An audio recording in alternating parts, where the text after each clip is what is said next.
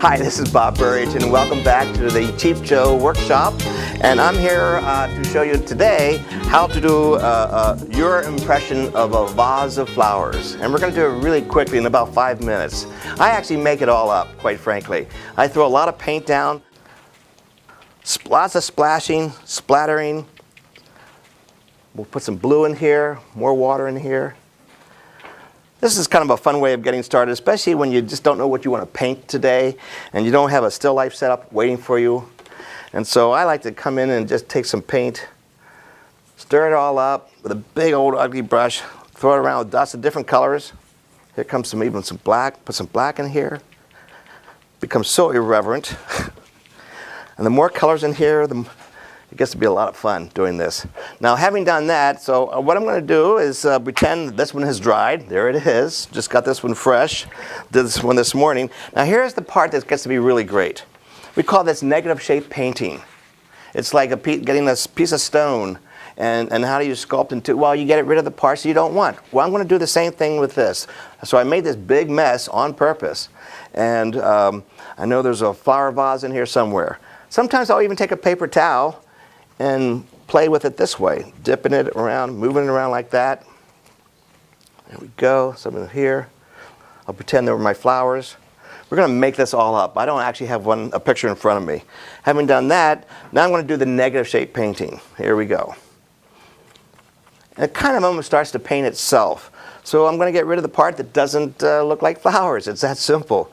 So you have to use a little projection here in your own mind here. And I'm going to splash it some more. There we go. And make it even richer.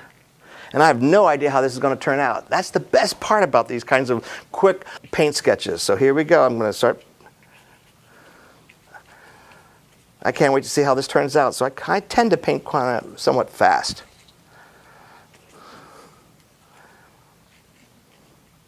I'm as excited about this as you are. Or maybe not. I don't know. Here we go.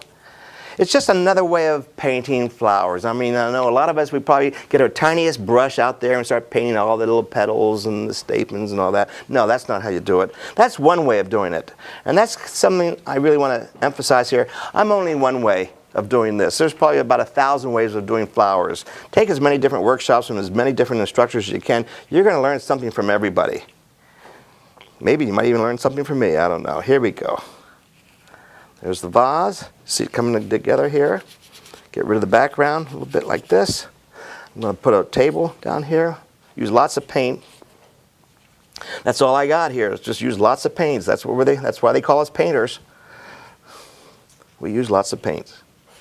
There's the table in the background. I'm going to add a little bit of a shadow here. It helps to anchor it. There's the shadow underneath here. And here and here. It could be like this. Coming back into side here.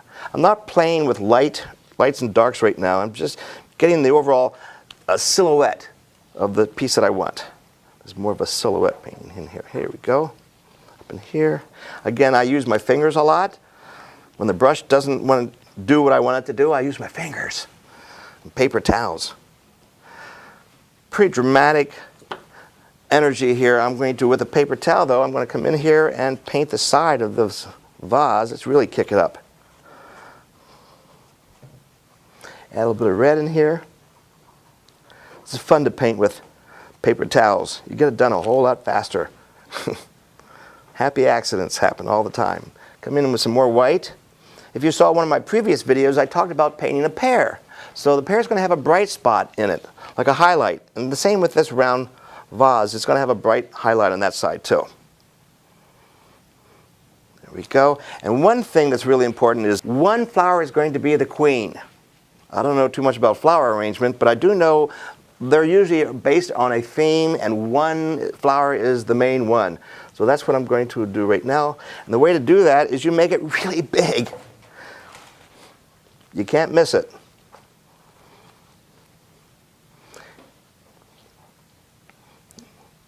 There we go. Put a little bit of a drop shadow underneath it. More dark.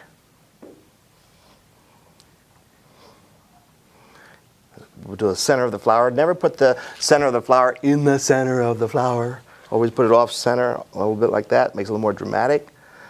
There we go.